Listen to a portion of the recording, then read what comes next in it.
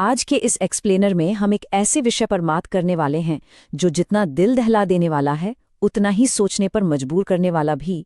एक तरफ एक नए जोड़े की शादी की खुशियां, हनीमून की एक्साइटमेंट, और दूसरी तरफ एक बेहद खौफनाक और सोची समझी साजिश।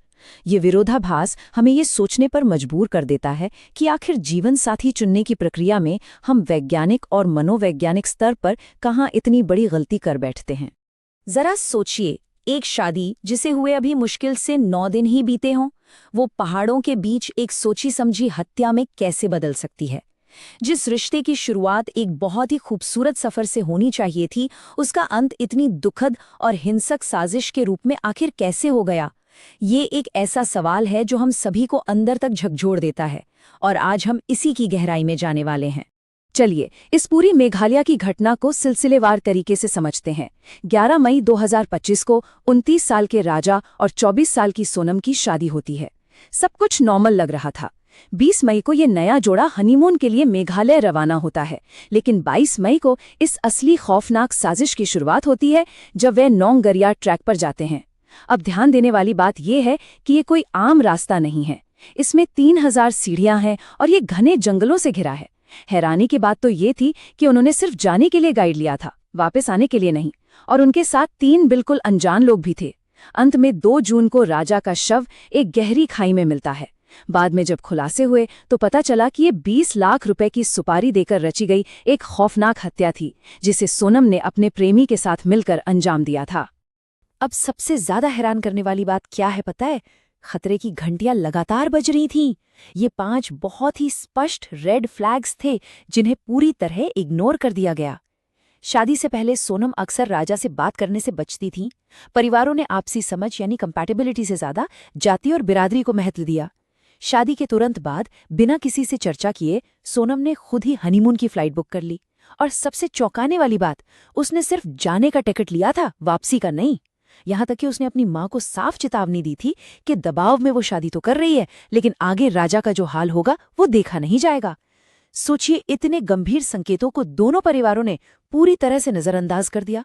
तो आइए इस घटना से आगे बढ़कर अरेंज्ड मैरिज की उन कमियों पर बात करते हैं जो हमारे समाज में गहराई तक फैली हैं। जब हम इस विषय पर डेटा और आंकड़ों को देखते हैं तो सच्चाई और भी ज्यादा साफ हो जाती है। 2016 के डेटा के मुताबिक भारत में 93% शादियां अरेंज्ड होती हैं, और इसमें सबसे बड़ी समस्या क्या है? वो ये कि जीवन का इतना बड़ा और अहम फैसला अक्सर सिर्फ 1 से 6 महीने के भीतर ले लिया जाता है। इस छोटे से समय में होने वाले पार्टनर मुश्किल से 1 या 3 बार ही मिल पाते हैं। सच कहें तो इतने कम समय में किसी भी इंसान को गहराई से समझना या उसकी फितरत को जानना लगभग असंभव है। और अगर हमें लगता है कि ये मेघालय वाली घटना एक इकलौता मामला है, तो देश भर का डेटा कुछ और ही कहानी बयां करता है। ये बिल्कुल भी कोई अकेली घटना नहीं है। महाराष्ट्र में देखिए, शादी के कुछ ही हफ्तों बाद एक 27 वर्षीय पत्नी ने अपने 54 वर्षीय पति पर जानलेवा हमला कर दिया। उत्तर प्रदेश के सिद्धार्थनगर में एक पत्नी ने अपने साथी के साथ मिलकर पति को जहर दे दिया। और कर्नाटक के हासन में तो हद ही हो गई, जहां एक महिला ने अपने प्रेमी के साथ मिलकर पति और 2 मासूम बच्चों तक को जहर दे दिया। ये सारी घटनाएं एक बहुत ही स्पष्ट और खतरनाक पैटर्न की ओर इशारा कर रही हैं।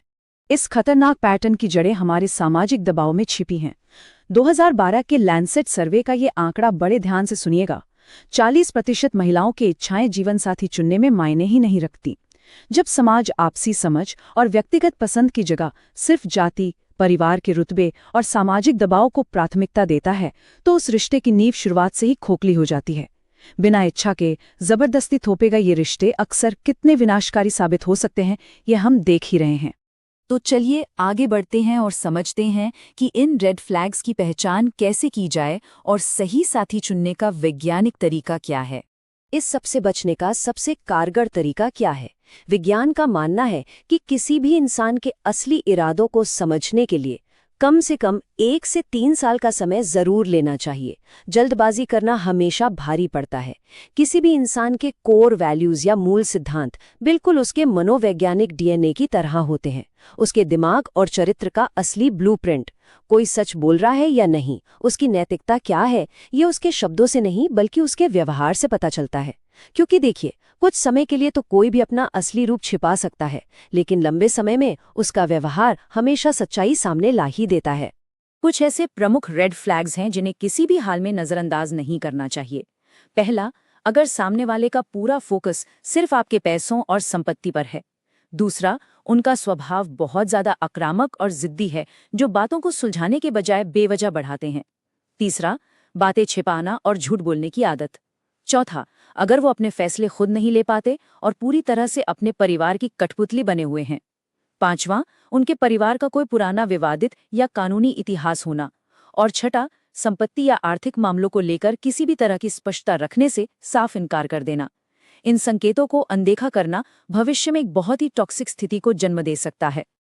अब आते हैं एक बहुत ही दिलचस्प कॉन्सेप्ट पर, द रिलेशनशिप सीसॉ, यानी रिश्ते का संतुलन। एक हेल्दी रिश्ता काम कैसे करता है? विकासवादी मनोविज्ञान यानी एवोल्यूशनरी साइकोलॉजी के नजरिए से समझें तो इस सीसॉ के दोनों तरफ कुछ बुनियादी जरूरतें होती हैं। एक तरफ मनुष्य स्वाभाविक रूप से एक ऐसे साथी की तलाश करता है जो ख्याल रखने वाला हो, समझने वाला हो और वफादार हो। वहीं दूसरी तरफ सुरक्षा की जरूरत होती है, भावनात्मक, शारीरिक और आर्थिक सुरक्षा, जिसके साथ ताकत और वफादारी जुड़ी हो। जब ये दोनों पक्ष एक दूसरे की इन बुनियादी जरूरतों को पूरा करते हैं, बिल्कुल तभी इस रिश्ते का झूला संतुलन में रहता है। और इस रिलेशनशिप सीसॉ को गिरने से बचाने के लिए इसे दो बहुत ही मजबूत पिलर्स की जरूरत होती है। ये दो पिलर्स हैं गहरा विश्वास स्थापित करना और खुला संवाद बनाए रखना। अगर इनमें से एक भी पिलर डगमगाया तो समझ लीजिए रिश्ता लड़खड़ाने लगेगा और विवाद शुरू हो जाएंगे। चलिए पहले पिलर यानी विश्वास को थोड़ा और समझते हैं। विश्वास को आप सर्द रात में गर्म कंबल की तरह समझ सकते हैं। ये एक ऐसी इमोशनल वल्नरेबिलिटी है जहां इंसान अपने सबसे गहरे डर और सपने बिना किसी झिझक या जज किए जाने की डर से साझा कर सकता है। उदाहरण के लिए मान लीजिए अगर किसी का पूरा बिजनेस डूब जाए और वो ये बात घर आकर बताए, तो वहां उसे ताने नहीं मिलने चाहिए। वहां उससे ये भरोसा मिलना चाहिए कि कोई बात नहीं, हम मिलकर इससे बाहर निकल आएंगे। यही वो गर्म कंबल है जो मुश्किल वक्त में सहारा देता है। दूसरा पिलर है कम्युनिकेशन। विवाद को सुलझाने के बस दो ही रास्ते होते हैं। एक तरफ है अपनी भावनाओं को अंदर ही अंदर दबाना और साइलेंट ट्रीटमेंट देना, जो रिश्ते को किसी कैंसर की तरह धीरे धीरे खत्म कर देता है। और दूसरी तरफ है अपनी बात स्पष्ट रूप से कहना। कम्युनिकेशन बिल्कुल एक ऐसे फोन कॉल की तरह है जिसे दोनों में से कोई भी बीच में नहीं काटता। अगर कोई पार्टनर किसी वजह से इग्नोर फील कर रहा है तो खामोश रहने के बजाय ये कहना कि मुझे इस बात से बुरा लगा, और फिर साथ मिलकर उसका समाधान निकालना, यही वो सही बातचीत है जो रिश्ते को बचाती है।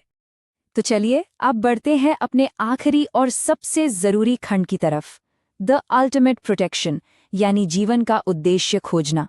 रिश्तों की इन सारी जटिलताओं और हादसों से खुद को बचाने का सबसे बड़ा हथियार क्या है? इसका जवाब इस एक बहुत ही शक्तिशाली विचार में छिपा है।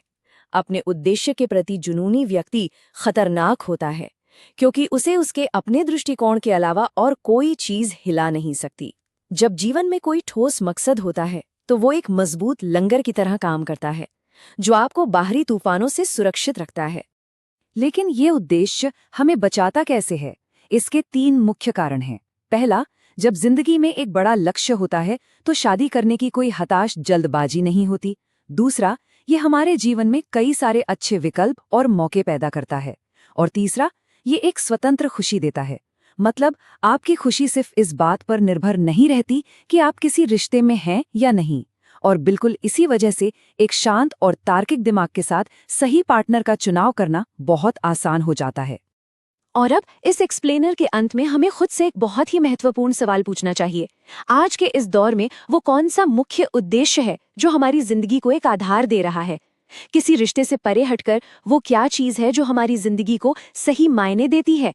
ये एक ऐसा सवाल है जिस पर हम सभी को बहुत गहराई से विचार करना चाहिए, क्योंकि याद रखें, जब जीवन का अपना खुद का एक मजबूत आधार होता है, केवल तभी एक स्वस्थ, संतुलित और सुरक्षित रिश्ते की नींव रखी जा सकती है।